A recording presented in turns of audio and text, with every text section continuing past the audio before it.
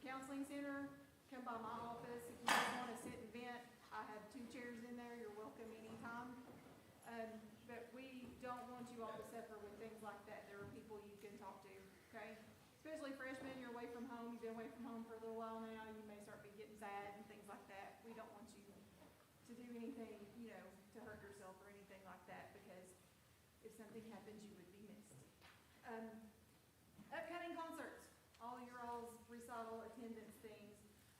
Tonight, Dr. Kovac, in collaboration with Bluegrass Department, the Molina brothers, they are from the Czech Republic. They're a string band. They are amazing. If you get a chance to look them up before. All these are free. These are all free concerts. 7:30, right here. Tomorrow night, we have an Israeli pianist coming at 7:30 again. Again, it's free. If you need a piano professional concert. Tina Milhorn, soprano. Vocal concerts are very hard to get. We don't get a lot of professional vocals. So if you need that, plus it's just going to be a great show. So come Thursday night, same thing. Same right here, 7:30, and it's free as well. Also Saturday, the Marching Bucks are going to Aiken, North Carolina.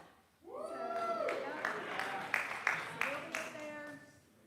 Wednesday's Blues Clues over at the big hall if y'all want to go see Blues Clues.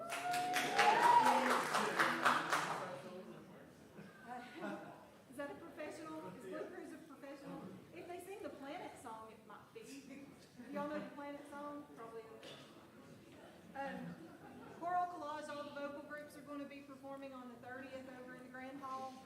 Hey guys, listen. Okay. Choral Collage on Friday at 7:30. Saturday, October 1st is Drake Gaddy's recital at 2 o'clock. If y'all want to come and see him. Other things that's going on, the Equity and Inclusion Conference is coming up. This one takes a little bit of work because you have to go on the website and you have to register. But there's some fantastic people coming. Dr. Michael Eric Dyson is going to be here on the 26th. Yona Frenchhawk, which is a Native American storyteller, is going to be here in the Culp Auditorium across the street on the 27th at 7. And Crystal Dawn Good is, she's dealing with data dignity. Brian Terrell Clark, which is probably the one that's most familiar to you all. If you don't know him, he played George Washington in Hamilton. So he's going to be here on the 28th at 7 in the Culp. I actually watched him over a Zoom during COVID shutdown. He talked to a bunch of different colleges. He's great. And I don't know, you might talk him into singing something, he played Marvin Gaye in Motown the Musical. He was in Fences, and he's been in all kinds of stuff, so he'll be on campus too. That one you do have to register for because it's a whole big conference. It's like a $65 conference, but students are free. And you don't have to go to everything. You can pick and choose what you want, but you do have to go on the Equity and Inclusion website and register. So, does anybody have any questions? All right, without further ado, I will let Dr. Perry in to announce our guest artist today.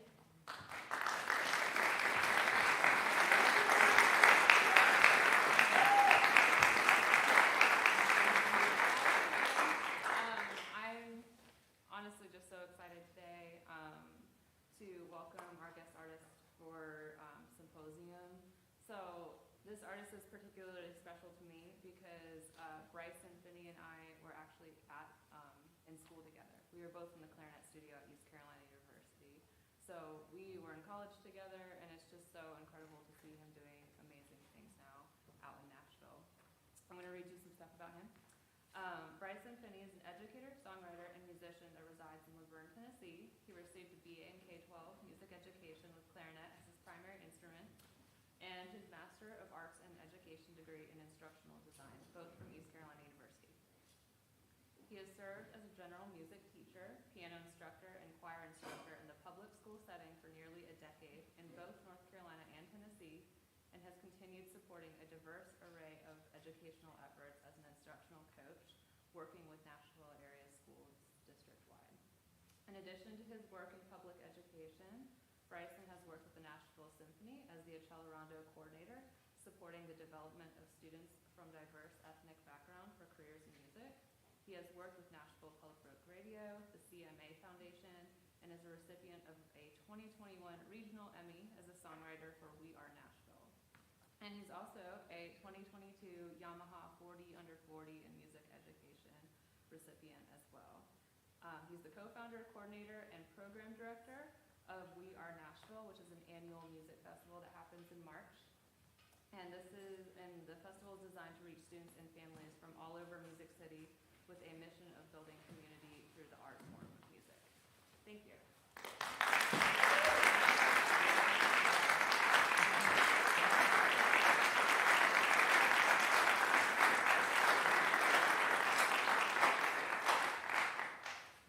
Awesome. Thank you so much, Dr. Perry, and thank you to the whole department for inviting me.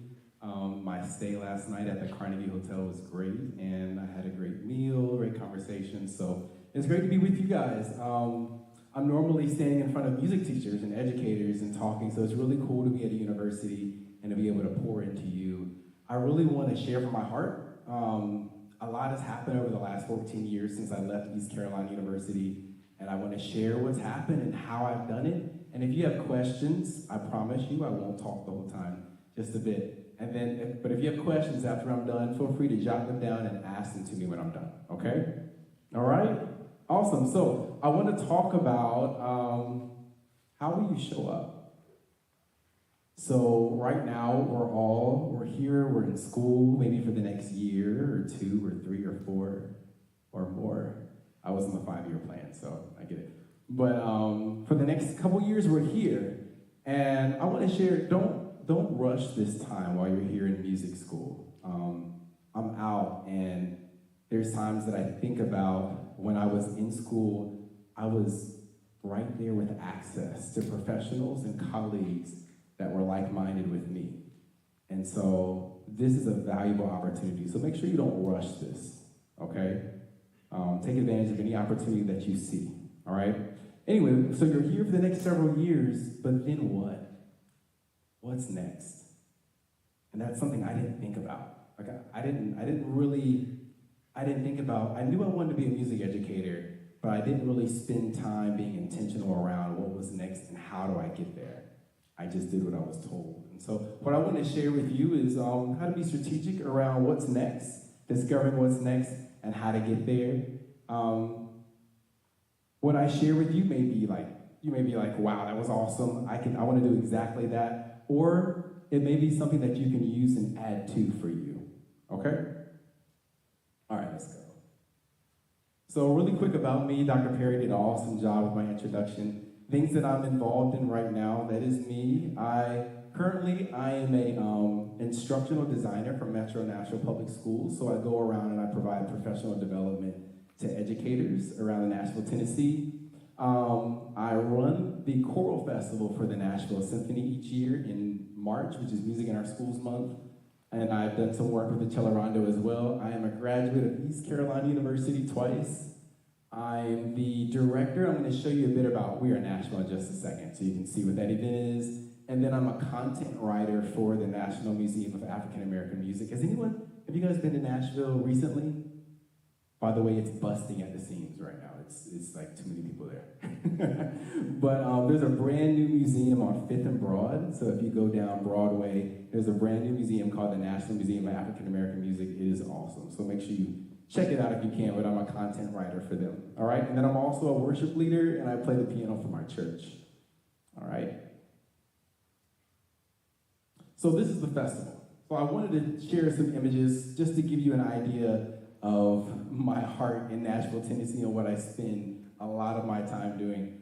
So the mission of this festival is building community through music. And so what I do, I basically take Metro Nashville public school music students, and then I take artists in Nashville. So I seek out different artists and arts organizations, and I take one day and bring them together. All right, and my passion or my heart behind this is exposure, experience, and engagement for students. And let's watch this video.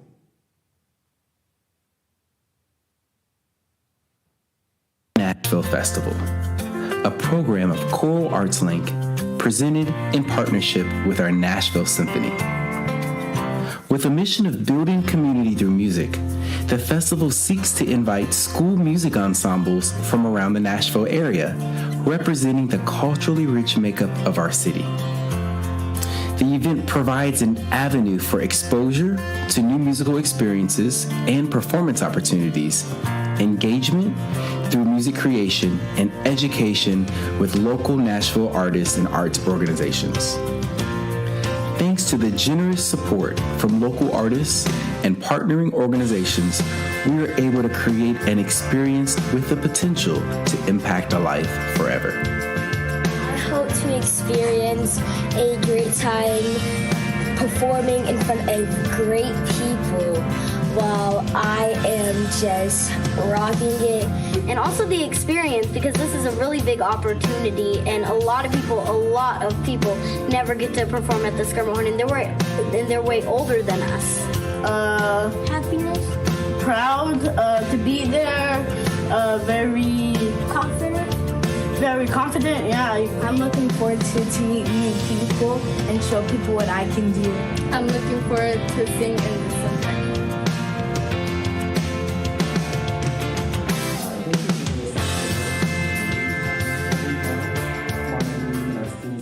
And it's a huge experience for students. And I could go on all day about what this provides for students. But at the end of this presentation, I'll give you guys a chance to connect with me. So if there's questions you don't get a chance to ask today, but you want to just connect with me and ask later, you can do that as well, okay? So let's go ahead and escape and take you back to the presentation. All right, so why do I say show up? So I asked you the question, so you're here today, but what's next? Like, have we thought about that? Why is it important for you to know what's next and to show up even after you've graduated? So there's only one you. There's only one creative you. And this is something that I really had to sit with myself and understand. Like, no one else is gonna and can do what I can do, like I can do it. And we need you. Your true, authentic self. We need you. Your communities, and this is up here too, but your communities, our society, we need your creativeness. We need you, okay? Someone else's success and future may depend on you showing up. You have a gift, and gifts are intended to be shared. This one thing, when I was in music school, everybody was talented, so it was like no special thing. Like, everybody could play, everybody could sing. But it wasn't until I left and was actually in the field of education or in the field of whatever I was going to do that we stand out, because there's not many of us, and what we hold and what we can do is valued. So I have a point up here that says, what you provide as an artist, our communities need. And a good example of that was during COVID. What's one thing that you saw circulating on the internet everywhere? Those virtual concerts. They were everywhere. Like, everyone was experimenting with video editing and figuring out a way to create a concert, so we felt like we were unified and we felt like we were together. You provide your creativity. Making music may be normal for us, maybe second nature for us, but it's like performing the impossible to many. Like, they're wowed. How many of you, just by a show of hands, how many of you have, it was something really simple and easy that you did on your instrument or vocally, but it like blew your family away or blew your friends away? Yeah, and it was literally like, oh, that was nothing. I'm not trying to be arrogant, but it was really nothing. I get it, okay? And then, like I said before, we need you. We need you to show up. Even if it's what you provide, you don't feel like it's that valuable or important, you never know what it can do for somebody else, okay? So we're gonna dive a little deeper into this. So, funny picture, right? Who else do you see up there in Dr. Perry? This is at East Carolina University. I think this is around 2007. This is right before our wind ensemble performance, and that's me with short hair. But anyway, all four of these areas are, I say it, that's how it started, because that's where I was in music school, and that's when I gained the knowledge and I was equipped to do what I'm doing today.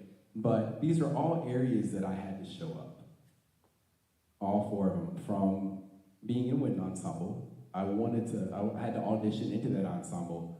From graduating to my first classroom to the festival that I'm now overseeing. So how do you show up? All right, so I'm gonna give you 4 things. There's 4 tools to share with you, and then I'm gonna give you some final thoughts, and then if you have any questions for me, I'll open up the floor. So the first thing, and I jotted some notes down too, is identifying your inspiration. And I nicknamed this my why. And so first I want to define what inspiration even is. That's one of those subjective terms. Inspiration by the Oxford Dictionary is defined as the process of being mentally stimulated to do or feel something, especially to do something creative. It's like us, right? A sudden, brilliant, creative, or timely idea. Okay? This is why I do what I do. And so if I was to say, I'm gonna use an example before I go through these. If I'm a songwriter, and I am, like I don't feel like I'm fulfilled unless I'm writing something. But songwriting is something that fulfills me. Like it's something that fills me up, okay? Or inspires me. Your inspiration is what drives you. Your inspiration, what do you go to sleep or wake up thinking about is something that is consistently on your mind. And while I'm reading these, you're probably thinking of something that inspires you as well. What sparks effortless creative energy in you? What do you dream about? What brings you joy? This is the foundation for why you do what you do. Without this, everything else feels meaningless. So, you're here in music school. What inspired you to be here? And I'm going to ask this question. Before I go back to that last question, if you forget your inspiration or what brought you here, your why, being here can feel kind of hard and frustrating, right? Your inspiration is like foundational, okay? So what I want to do, I want to capture this real quick. So why are you here? So I want to give you 60 seconds if you have a phone. If you can scan, or if you have your computer, you can go to menti.com and there's the code. But I want to know, what is your inspiration? Why are you here? Let's take 60 seconds, and then we're going to see why we're here. So remember, for me, even if I think about the festival that I'm overseeing right now, my why with We Are Nashville, and I'm trying to capture all these things in the imagery that you're seeing on the screens too, but my why are the students. Knowing that I can provide something that they may not have access to or ever see if it wasn't for this festival. I'm providing for them an experience or exposure that may literally change their life. They may major in music one day because of this one festival they went to when they were in the 4th grade or the 8th grade. Okay? So what's your why?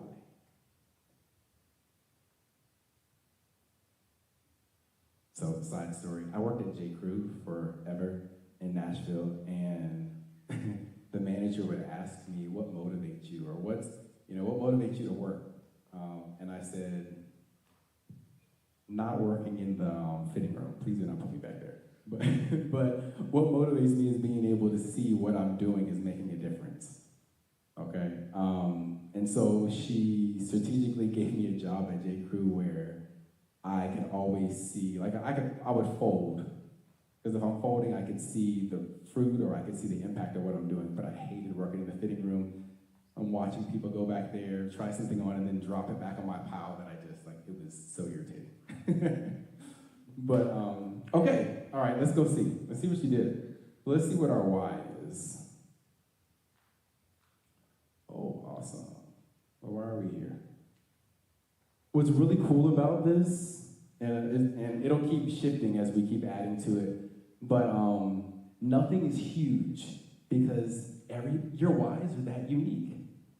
You all have different whys. I see my high school band director or my high school director is it's a little bigger than the other things.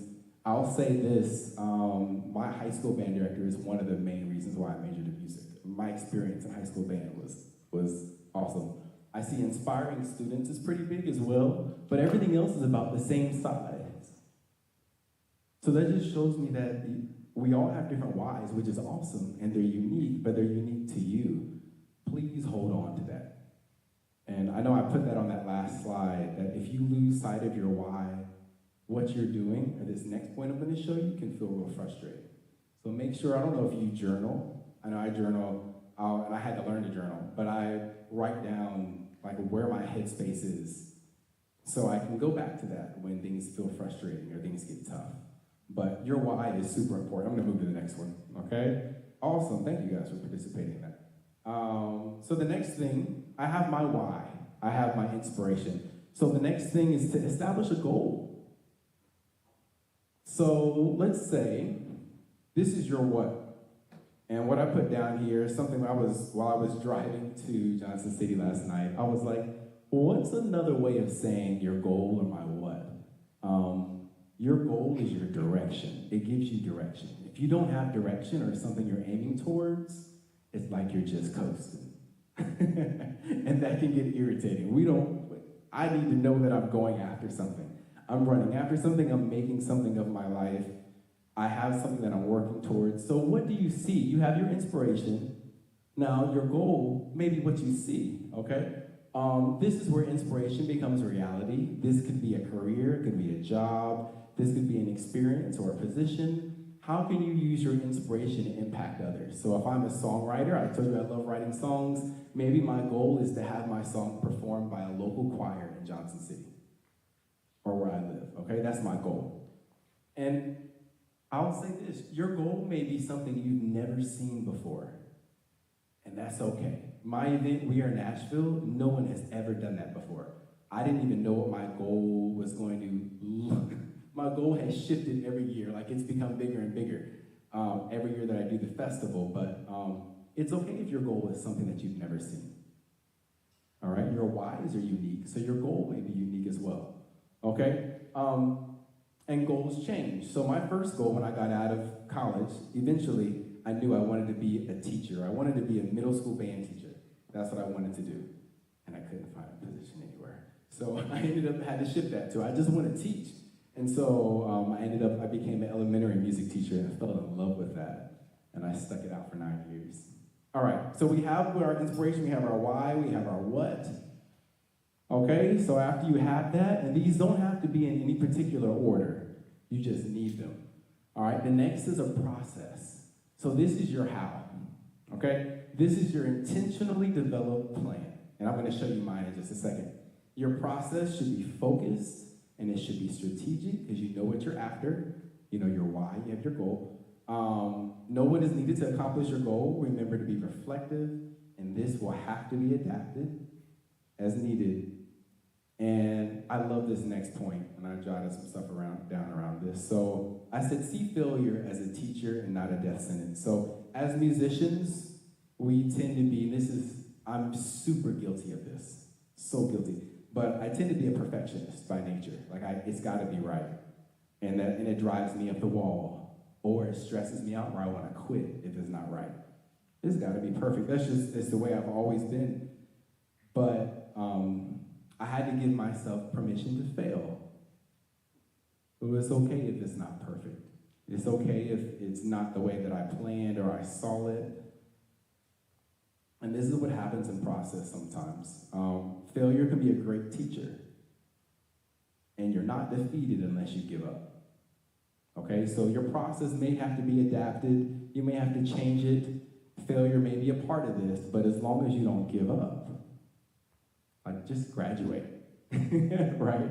That's our goal right now. We want to graduate, okay? As long as we don't give up, you're not a failure, okay? Minimize distractions. That was huge for me. And then my boss with the school district always says this: if you fail to plan, then you plan to fail.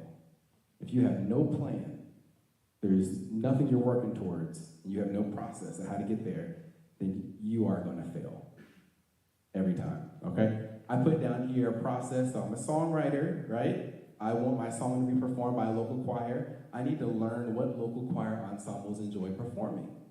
I need to learn the copyright and publishing process, or my stuff is going to get stolen. And I need to learn how to pitch my music to music educators in the area, okay? So that's just some ideas around what my process could look like, all right? All right, and here's the very last one.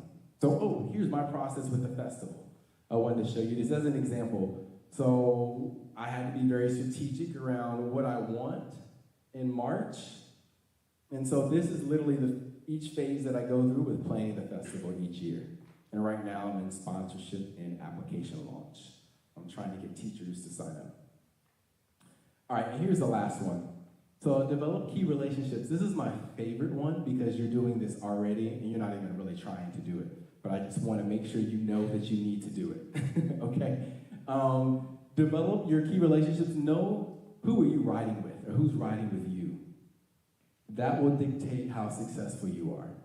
So right now it's kind of easy. We're in music school. We're kind of going after the same stuff in a way. But especially after you leave here, who are you attaching yourself with? So be intentional. Who can you align yourself with? Find those with shared values. Find those who have been where you're going and can challenge you. Find those who affirm and validate you, but you might not have anybody, and I get it. Okay, so sometimes there is nobody. Sometimes you're the only musician in your family, and nobody really understands you and what you're doing, and why you're going after what you're going after. It could be that they don't even support your major. That's real. So sometimes you have to be your own biggest advocate and your own biggest cheerleader. And I've had to do that with this festival. No one had ever seen this before. So I had to preach what I want and what I could see and the impact I wanted to make to people consistently, okay? Until I saw what I was dreaming. But you may have to be your own biggest advocate. Be careful. Look for who adds value to you. Can you add value to them? Be a listener and a learner. There's always room for growth. So don't be arrogant. We can always grow in some arena. The teachers that I see fail or suffer in their classrooms are the ones who think they know it all, and they have their AirPods in their ear during trainings. It's a trend. Like, you see it. Okay. So just know there's always room for growth, and there's added wisdom and strength in partnerships. Who would I want to connect to as a songwriter? I'm going to look for other local songwriters in my genre or other local choir directors, okay, that I can connect with, because I know I'm going to want to share my music with them, okay? So these are my people. I wanted to talk about them really quick, and just around valued relationships. So we were all music educators together, except for her. She's like mother of music education in Nashville. And she's my mentor now. But we were both elementary music educators. He is now the CMA Foundation Director of Community Impact nationally. Like, he just got that role a month ago. She's now the Director of Education and Community Engagement for the Nashville Symphony. And so what I did, I've aligned myself with those who, I can align with, that are affirming me and believe in what I'm working towards, but also challenge me. She talks to me like she's my grandma, like, all the time, and I feel like this big, but I take it. I'm not taking it from anybody else, but I'll take it from her. but be careful who you connect yourself with. All right, so here's our toolbox. Here's all four. No particular order, you just need them.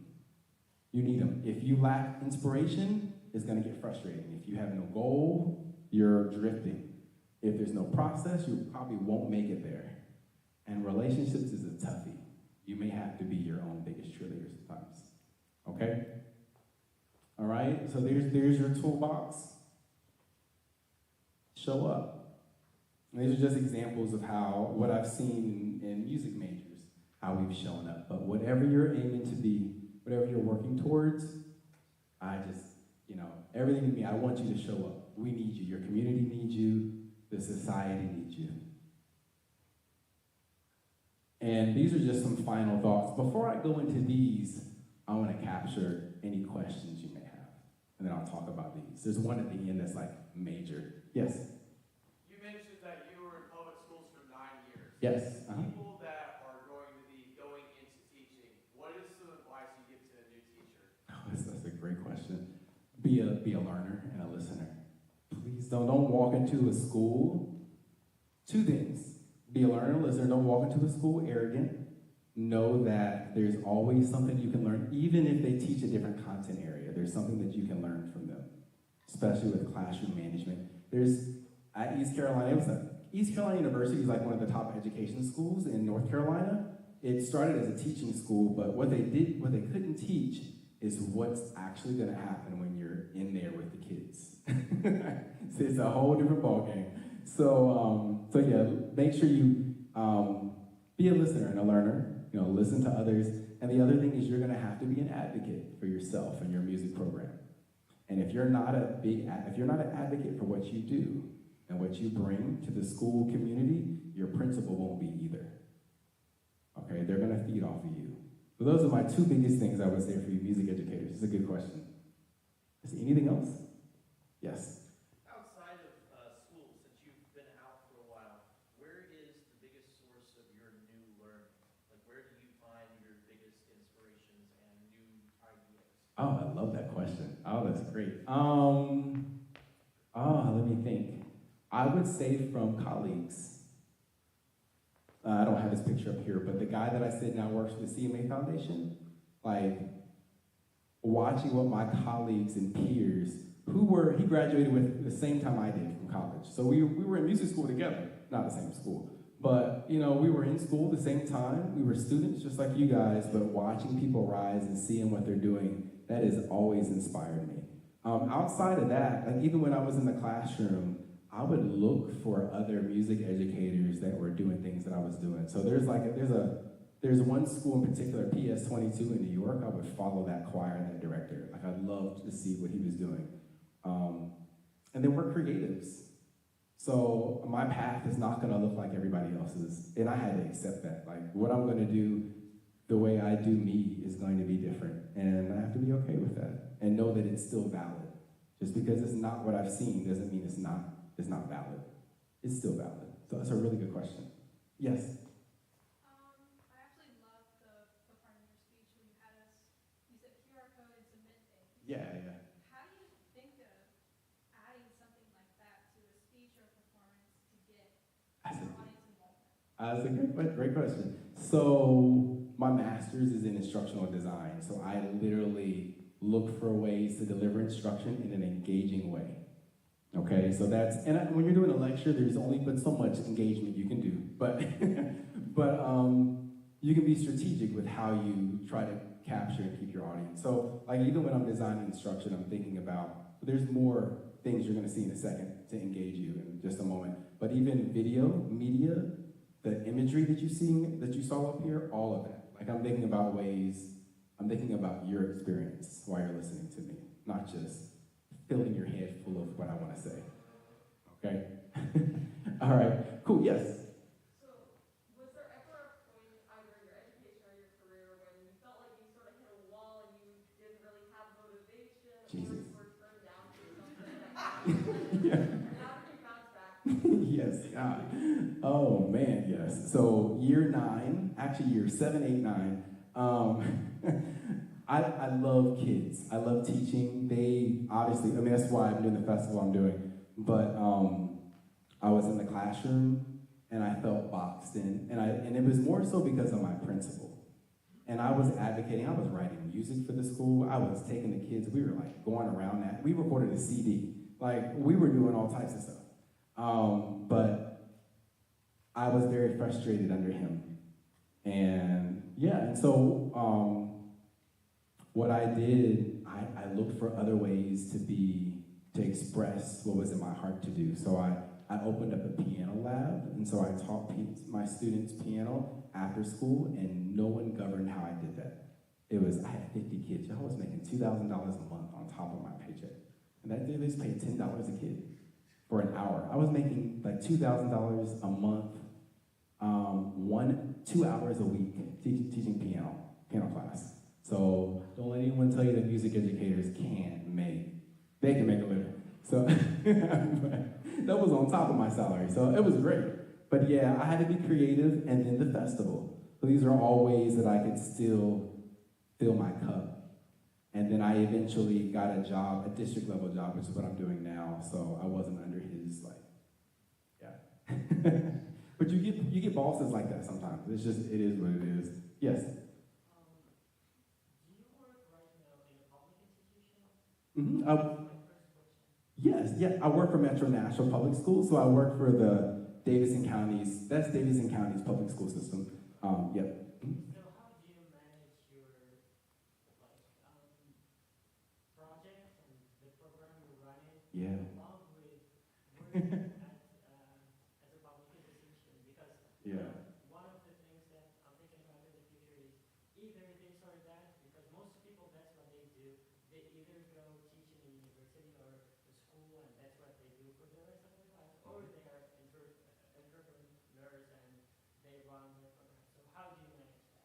don't box yourself in.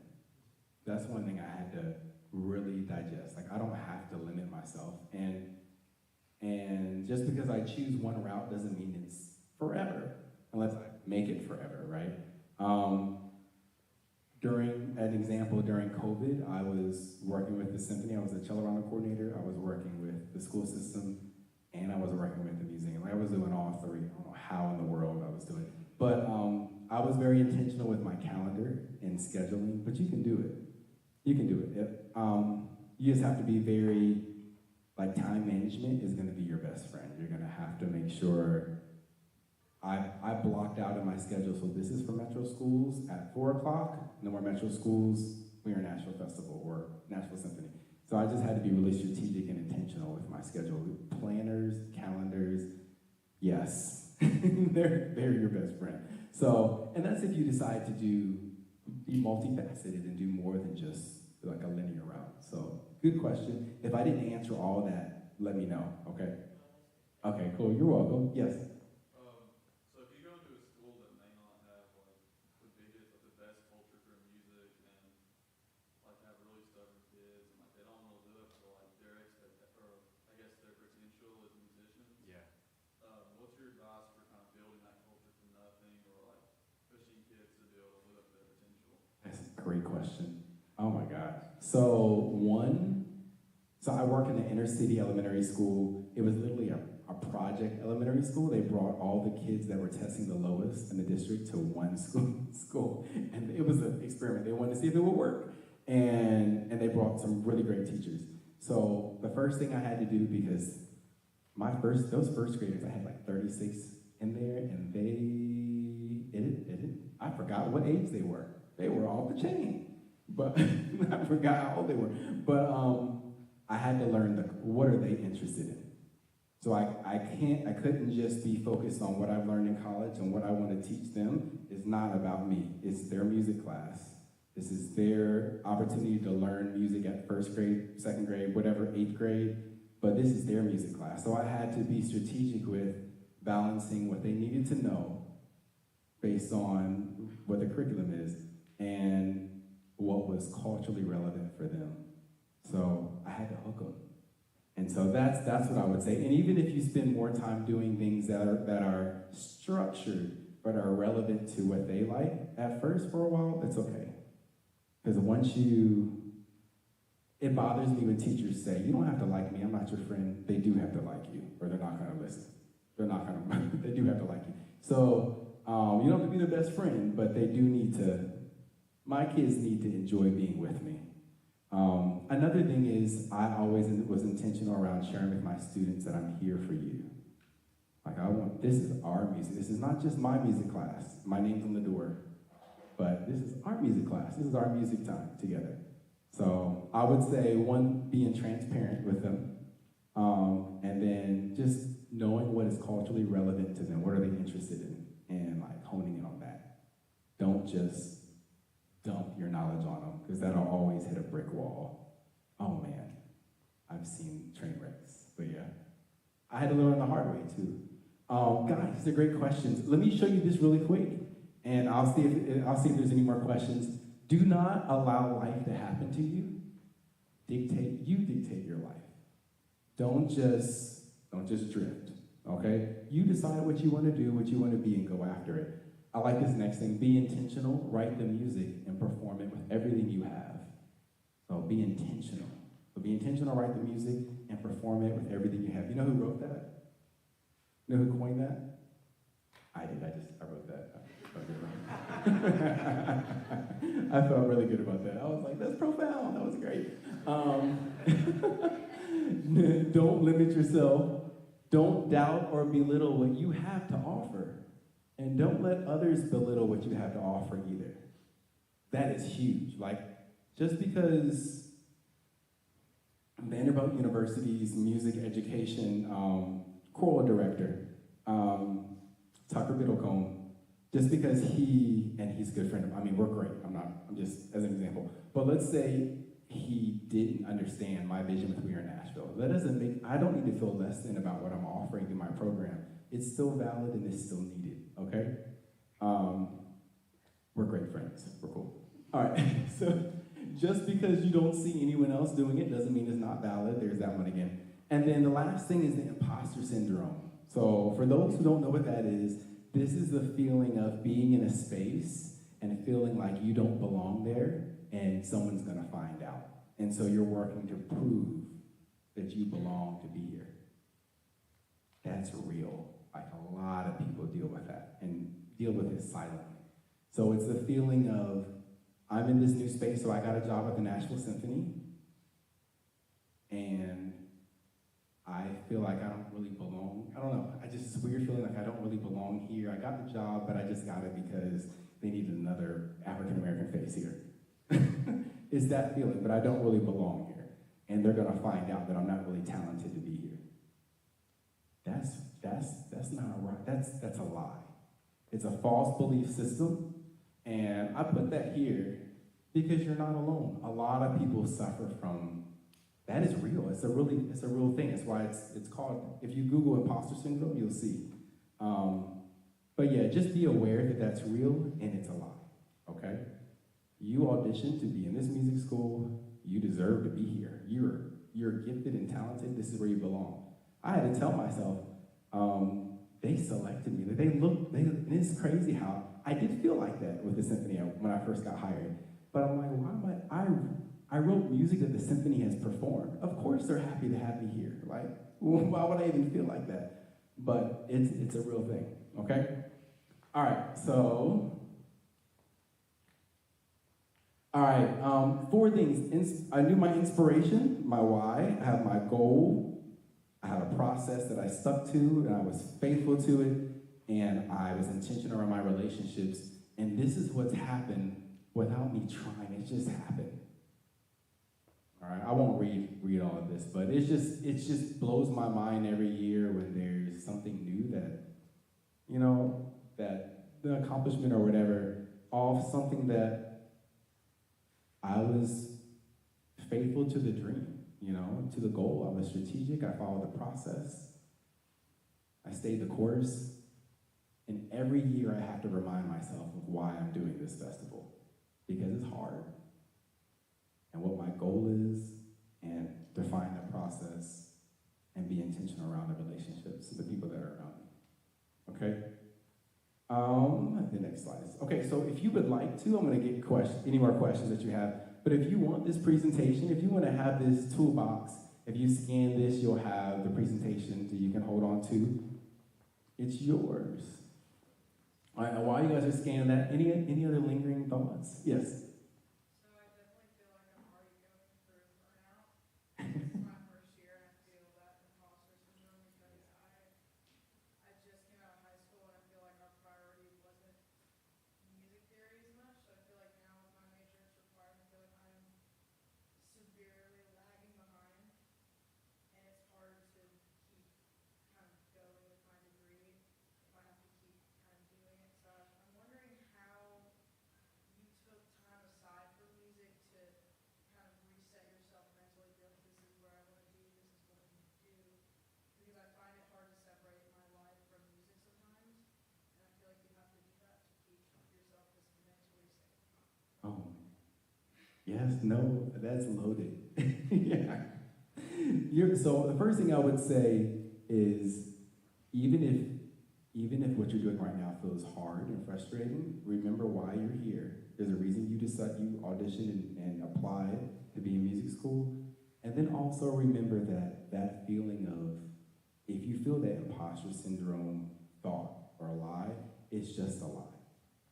And you're probably not the only one who's felt the same way as far as things being challenging. Like, you're not alone. But I would say the very first thing I would do is, when you feel any lie, like, maybe I don't really belong here, maybe I'm not good enough to be here, first you dismiss that. And even if you have to write it out. I would say, here's another thought. I love journaling. I don't do it every day, but I just love to put my thoughts down. So I make sure I record my high times. Because sometimes when the high times seem to, like when you have a good moment, they disappear. It's like, I don't even remember that. But the bad times, oh, I remember every one of them. So make sure, record those high moments. And I had to do that myself. Like I have a document on my computer. It's just the great things that have happened. And I have to rehearse them, go back and look at them. But just remind yourself, encourage yourself, okay? And then I love the piece around relationships that I talked about. If, connect. Maybe there's someone who is strong in the areas that you feel like you're weaker in, okay? And I've had to do that too. So, but yeah, I hope that answers your question. It's a great question. That is. I answered everything, right? Yes. Okay. There was something else you said around separating your life. Yeah. So I try not to practice too much. Like if I get back to my dorm, I Mm. take that for me time, and then if I want to practice, I'll go to study hall Okay. or to math and practice. Because I try not to get burnt out on just the music in general. Yeah. I burn out on the logistics, but not like the singing. But I know I need to separate it, or else I will overthink it and it will become a problem. Yeah. And I don't know how to separate that sometimes. I feel like I let that enter into my own personal self. So I would say my first thought around there's a lot I can say around it. So, and this burnout, and I want to say burnout is real. So I would make sure you spend time to do things and you enjoy music, but make sure you spend time to do things that remind you of your love for why you're here. Okay? So even if that's listening, or it's singing some of your favorite music, or it's rehearsing or watching a video performance of something that you did in the past. And just make sure you spend time enjoying why, like your why. Okay, good question. Anybody? Yes.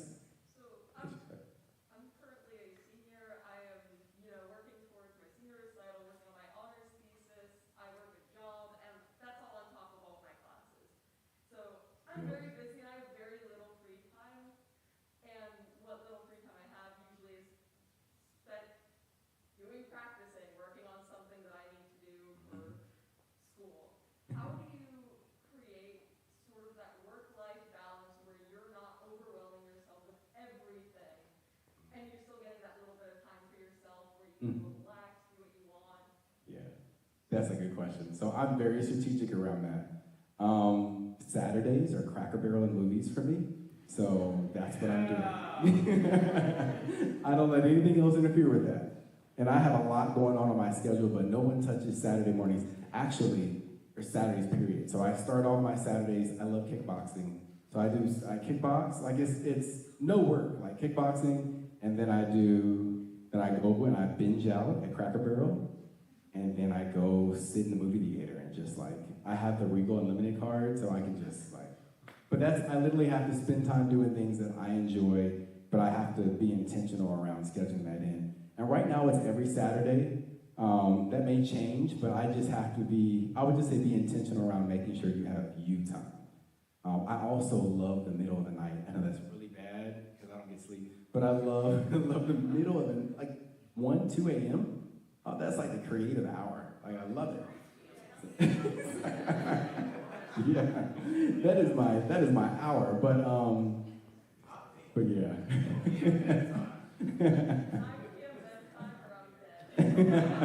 That is not a good practice. Please don't follow what I just said. Yeah. Yes, you had a question. Actually, similar question. Oh. But I can also ask, if you are so well organized, are you this kind of person who likes to be well organized, or do you have this day that whenever you are so tired of having this time block, so you want to have this day that you have no idea what's going to happen in the next minute? Oh yes, and I like how you said that. So I attempt to be well organized. So I'll say that. So I attempt, and I do a pretty good job, but I am not perfect at it. But yes, I have those days where it's forget everything, Netflix. So yeah, there are those days. There really are, and I think it's healthy every once in a while because you can drive yourself crazy being overly structured and not giving yourself any grace. So I give myself some grace. So sometimes, I come back from working in the schools and I've done what I needed to do for We Are Nashville for the day. I'm gonna chill. I'm just gonna, yeah. Or I'll get to this Now, I don't make this a habit, but it'll be here tomorrow. And yeah. To be honest, there are those days. So yeah, good question. Anything else? I got a performance to show you guys too. Yes? So, the whole middle of the night, like songwriting thing, Yeah. sometimes it's like that's like usually the time like I work on things. Like it comes to me and I'm like constantly doing it. But like in the middle of the day, I'll have like a tune stuck in my head that I've come up with or like this little thing, and it's just kind of up in the air. And it's like whether it's a vocal piece or like just an ensemble piece, I try and like kind of take it out of my head and like write it down somewhere or like get it down on some sheet music. But I don't know if you know what I'm talking about. If you like play it back to me when it sounds like straight chaos, like it's Yes, like yeah. what you had in your head earlier. Yeah. How can I So, straighten that out? yeah, so don't dismiss, even if it feels like it's chaos, it's not. So I use the vocal memos or voice memos on my phone, and I just record all types of little things, and it makes it sound like gibberish. But I mean, it's what I'm hearing right now. Yeah, and then I'll go back, and sometimes like when I'll set aside time when I want to songwrite, and I'll go back and I'll listen to those voice memos. And honestly, the song that I did last year, or earlier this year, Living in Harmony, that's how that one came together. They were all bits and pieces that I recorded randomly. And eventually, like I was going back and listening, and I put the pieces together. I had to add a verse, and I had to add some lyrics. But outside of that, that's how that song came together. I would say, even if it sounds like gibberish and like it's not gonna be anything in the moment, record it. Especially if it keeps coming back. Because if it goes away, it may not come back. And you may need that. I know I'm gonna be careful with time, because I think I'm like yapping. But Blessing Offers, an artist in Nashville, he's fully blind, but he has a song out called Brighter Days. It's amazing, and if you haven't heard it, look it up. But that song, every time I listened to it, I could hear orchestration. So I sat down with Sibelius, and I orchestrated it. I kept hearing it, and so I orchestrated it. And so I'm trying to use it for the festival next year. But I'm just as an example, don't dismiss those creative, those sound samples you're hearing. You're a songwriter.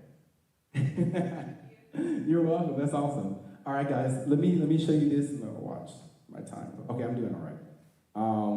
So this video came out of, Nashville got swamped with tornadoes in 2020, and it was the week of the We're Nashville Festival. I was like, all right, it's not happening. And then right after that, COVID hit, like the nation, or the world. So what we did, we said, well, we can't have the festival. Well, let's do something virtually, because right now people are feeling really detached. In Nashville, like all over, but we wanted to do something that was specific for Nashville. So you're gonna see Nashville area students, you're gonna see individuals from the Nashville Symphony, you'll see individuals from the Nashville Symphony, a Celerando program, which is like a mini music school for middle school through high school students. And then you'll see a lot, okay? But this is our message. We are Nashville. The piece ended up winning Emmy nomination, and then it won an Emmy in 2021. But I wanted to share this with you guys.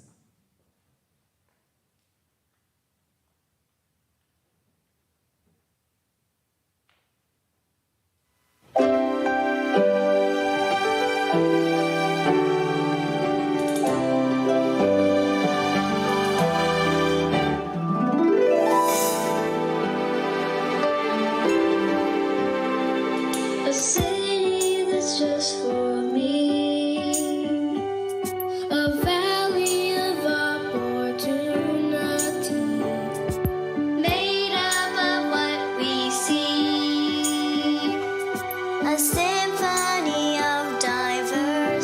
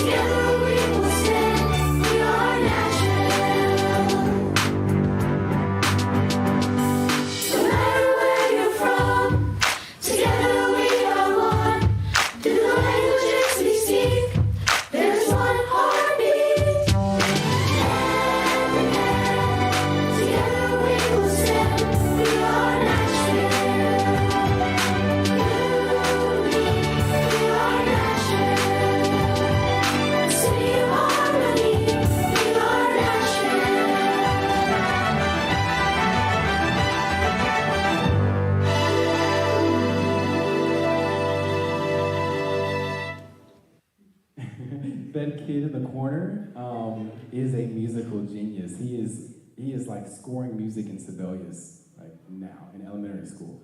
So he's a little musical prodigy, he's awesome. But this was a lot of editing, but this was a whole lot of fun to put together, and it did a lot of good for our community in Nashville.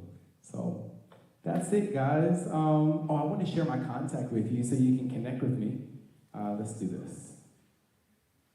So let me exit out of this. There we go. I know, the last QR code. So if you would like to connect, that's my link tree. You can connect with me on socials. You can see a bit more about the We Are Nashville Festival. The website's up there. And give me a follow. I'll follow you back. Okay? All right. Thank you guys so much. Thanks for having me. It's been a pleasure.